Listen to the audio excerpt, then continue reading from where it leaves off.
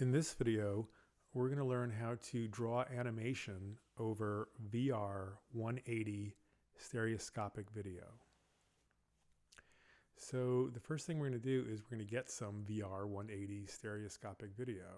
So I'm going to import some that I have taken with the Insta360 EVO camera, 24 right here.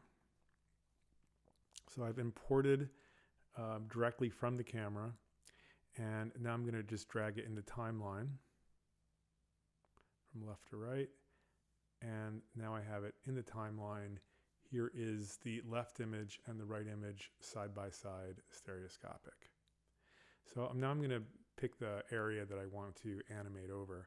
I have a shadow in here when I walked away from the camera and tripod, so I think I'm going to chop that out. I'll use my razor blade tool to cut that. And then I'll go to the other side. Maybe I'll just make it about that long. Cut that. Take my selector. Delete that area and this area, leaving only the part that I want to have in my video to animate over. I'll right click in the gap right here and hit Ripple Delete to put it in the beginning. So if I'm going to animate over this in whatever animation program I'm going to use, first thing I'll need is some sort of a reference. I need to know where I'm going to animate. So I need a picture of what I'm seeing right here, just a still image because I'm not moving the camera. So if you click on the little camera icon just below here, it says export frame. So that's exactly what we need. So I'm going to click that, export frame, and I'll just call it ref. I'll just call it ref for reference. The format I'll make it's going to be a JPEG, and you can tell it's got different formats. And I'm going to put it on my desktop so I can easily find it. So I'm going to put OK. And so now that's on my desktop called ref. Now I'm going to open up Adobe Animate. There's lots of different animation programs you can use, whatever your favorite one is. I think Animate's pretty quick and easy, so I'm going to grab that one. So in Animate, I can either just hit Create New. I think I'm going to just hit this Full HD button right here because that's a pretty big stage size already. Pretty close to what I'm going to need. Not really big enough, but pretty close. A good place to start. So I click that, and now I've got a HD frame size canvas right here. So what first thing I want to do is import that picture I just took.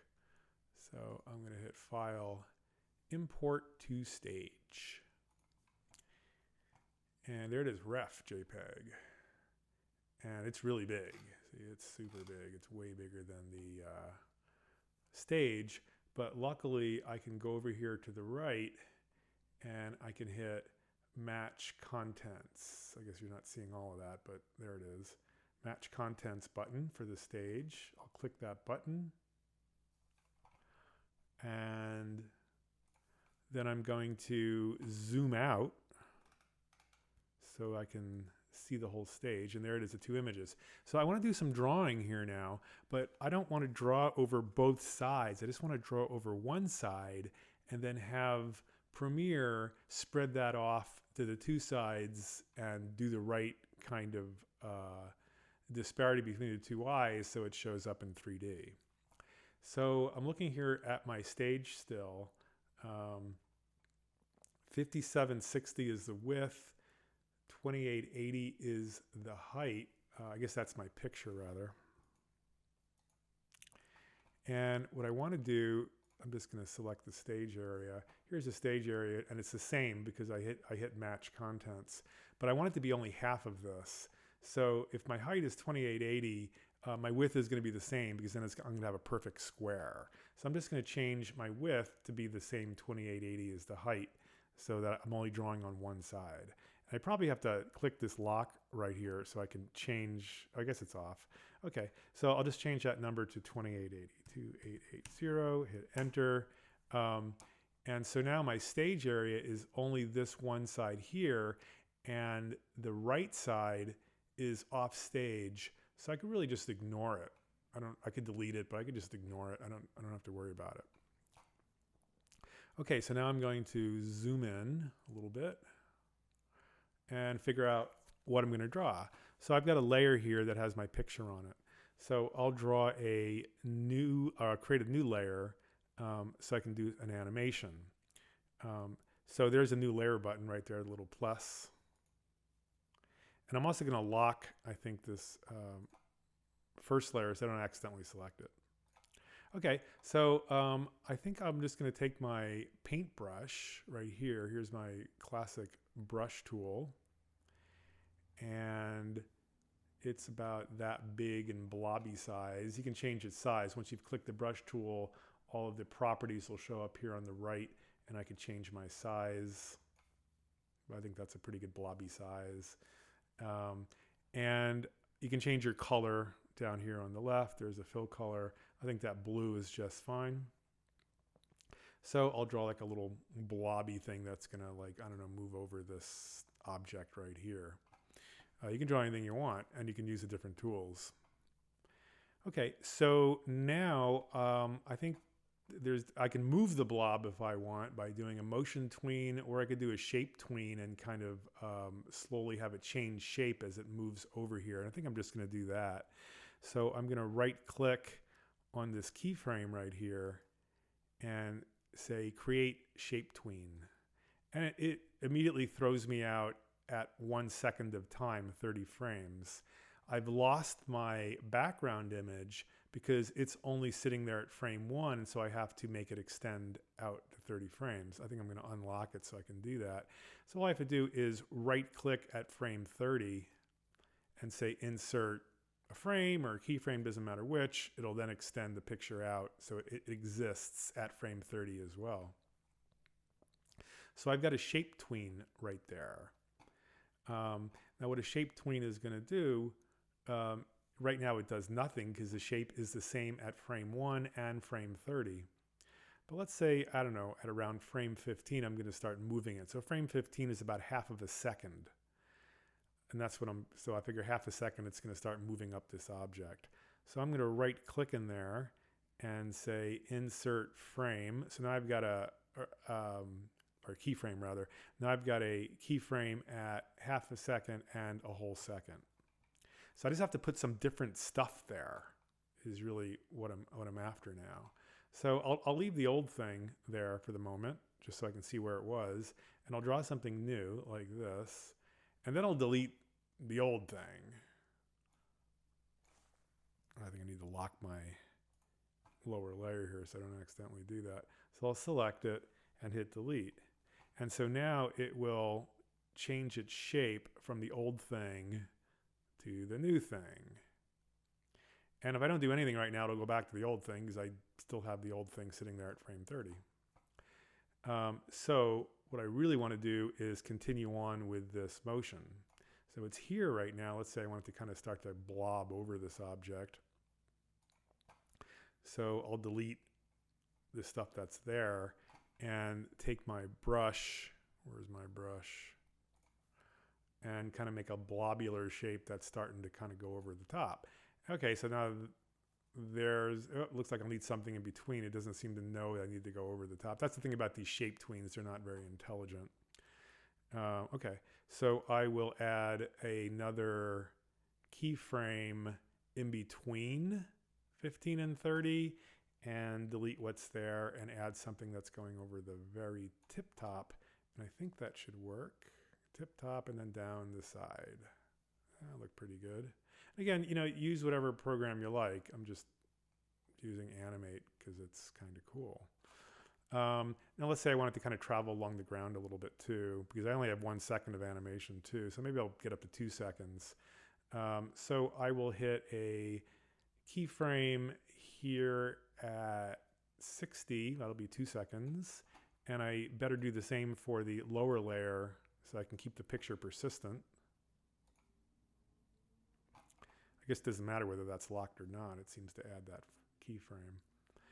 And so my blob is still there at frame 60. It kind of automatically extends it off in time. So let's make some changes. at frame 40, perhaps I'll add a keyframe, and maybe at 50, I'll add a keyframe, because I'll do something different on those two keyframes. So I'm going back to 40 now. This is what I've got at frame 40. So I'm going to delete what's there by hitting delete and make it a little sort of blobbying down here. I'll check what happened here. That looks pretty good. And so I know that now it's kind of sitting there around the bottom. 50 is going to be back up top again, so I'm going to have to delete that. And now I'm going to kind of blobby around the ground. So it kind of moves along the ground. And then finally, maybe I'll make it move up the hill a little bit. So I'm going to go back to 60, and it has that same position of when we were making the frames. So I'll delete it and instead put something where it's kind of moving up the ground a little bit. So now it kind of does that. It goes from here, goes over the top of this, it falls down and goes up the hill a little bit. And all of this happens in 2 seconds of time. Okay, great. That's my animation. I just want to make this kind of quick and easy. And you can draw, like I said, anything you want.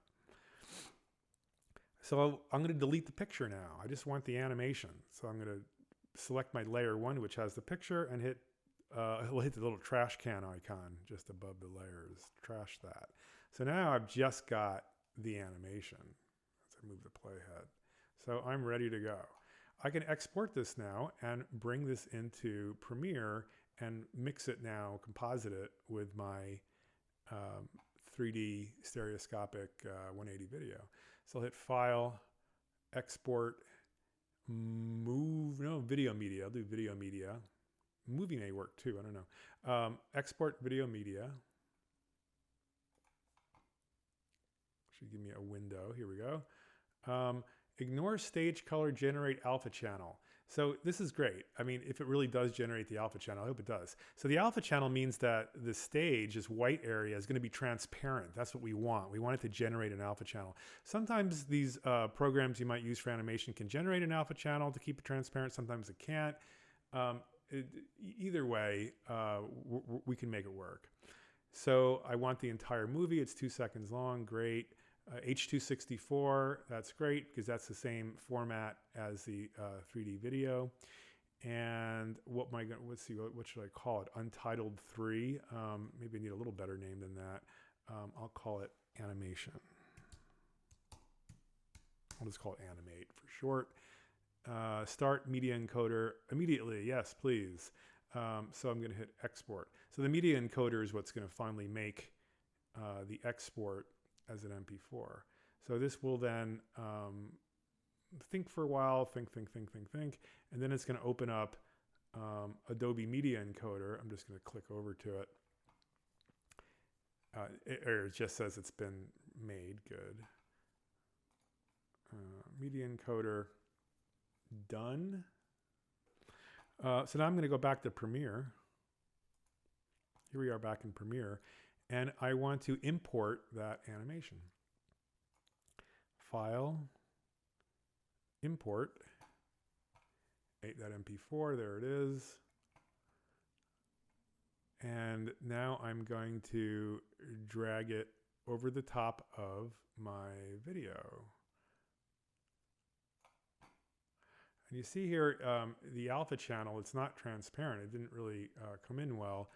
And sometimes you can get that to happen. I don't know if this is going to work. I could try to right click on this and have it modify interpret footage. In other words, reinterpret how you're looking at this. And for some reason my alpha channel is not available, so somehow it didn't bring it in. But this may happen to you too, depending upon what program you're using. So I think it's fine if it has an alpha channel. Hey, you're all set. We can go to the next step. But if it doesn't, we're going to kind of give it one anyway. And I think I'm going to shorten my whole video now to 2 seconds because I think it'll be faster export. Okay, so there's my 2-second video. So let's give this thing an alpha channel. Basically, I just want to get rid of the black. So you can get rid of black as long as you haven't used like black lines because they're going to be transparent too. By grabbing a video effect. So in the video effects, I'm going to twirl this down and I'm going to keying. And the key that I'm looking for here is the Luma key. So the Luma key just means that a certain brightness of light, we're going to say, is not there at all. It's transparent. In this case, we want to say anything as this dark, black, is not actually video, just make it transparent. So I'm going to click the Luma key and drag it over on top of my animation. And it worked, although you can barely see the blue. So it worked a little bit too well. So here I am in the video effects of my effect control area. And by the way, I'm in the effects window configuration. So if your windows don't look like mine, click on effects right there and they should look like this. And I'm going to look for, here's the Luma key, threshold. So the threshold is what's going to change this. So threshold all the way up means it starts to get rid of the blue too. If I start to move that number down, if I move it all the way down to 0, I get my black back. But if I take that threshold and just give it a little tiny bit, there we go, a little bit, I should be able to get a nice solid blue and get rid of the black. So let's check my animation now. I'll just kind of move it. Okay, it's working, great, but it's in the middle of the video and I want it to repeat on both sides. So I have to put another effect on this to get it to do that and have it match what's going on in this 180-degree video. So that effect, I'll close up the keying and open up, I'm still in the video effects, I'm going to open up immersive video and grab this one that's called plane to sphere, because in fact, this is a plane that this animation exists on, right? I'll turn that down. This is a plane right here, and I need to make it spherized, or really a hemisphere. It has to be a half a sphere, because I'm a 180-degree video. Okay, I'll turn that threshold back up again. Okay, so let's get this VR plane to sphere, grab it, and drop it over the animation. Okay, it's there. It just sort of shrunk it, and it's kept it in the middle because we have to set a couple of things. So here it is now, it's stacked on top. Here's the Luma key, here's the VR plane to sphere on the left, and it just stacks up these effects. So auto VR properties, well, it didn't guess the right VR, so I turned that off because it thinks it's monoscopic, and really it's stereoscopic side by side. So now it's small, but it's on both sides. So I got that to work well. I may want to make it bigger then. Right now it says scale 60. So I'll make that number go up. Oh, maybe I'll go 125. Maybe we'll get even closer. Yeah, that's my original intent. That's probably the number, I bet. I mean, it's probably that you make it scale 125 and it makes it right, at least for Adobe Animate. The other thing we have to do is the stereo disparity. This is really important. If you don't do this, it's going to show up as double vision. It won't work well. The stereo disparity, that's kind of how far away it is supposed to be from your eyes. You need to set this for 5 degrees. Put the number 5 in there. I've discovered this from experimentation with 3 and 4 and 6. And anyway, 5 turns out to be the number. So stereo disparity, set this to 5, and you won't have double vision when you look at it in your video. And for some reason, this is when you have the transparency in the background. It doesn't seem to have to be at 5 if it's not transparent. If it's just a picture, you could just leave it at 0. But transparency, for some reason, needs to be at 5. Okay, that's it. This will work. So now I'm going to click on my timeline right here and export it. And everything should be working properly. And when you put this into your Go headset, you will then see everything in 3D, including the animation. And it will look like it's in about the same area as this grassy spot right here. So I'm going to say export media and do the usual export stuff, and H.264 is the format, and all this is going to be fine down here. I may as well render at maximum depth. Start moving downward. Target bit rate, I usually set this for around 50 approximately.